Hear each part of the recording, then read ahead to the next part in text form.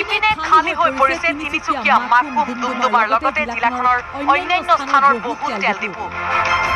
Petrol ডিজেলৰ নাটনি হোৱাৰ পৰিপ্ৰেক্ষিতত প্ৰতিবাদকাৰী আৰু চৰকাৰৰ মাজত আলোচনা বিচাৰিছে ব্যৱসায়ী তথা ৰাইজে। ইন্ধনৰ নাটনিয়ে যান বাহনৰ চলাচল বিঘ্নিত কৰাৰ উপৰিও প্ৰভাৱিত কৰিছে অন্যান্য ব্যৱসায়ীকো।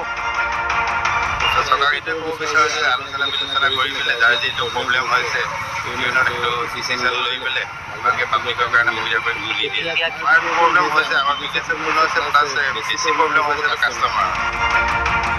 এতিয়া আন এটা দৃশ্যলৈ মন কৰক। এইবিলাক বাঁহৰ চুঙা দমাই থৈছে তিনিচুকীয়াৰ কোনো স্থানত। গাড়ীৰে কঢ়িয়াই আনিছে বাঁহৰ চুঙাবোৰ, তেল ভৰাইছে এই চুঙাবোৰত। এয়া প্ৰতিবাদৰ প্ৰস্তুতি, দাবী মৰাণসকলৰ সৈতে একেই। এয়া মটক জনগোষ্ঠীৰ আন্দোলনৰ প্ৰস্তুতি পৰ্ব।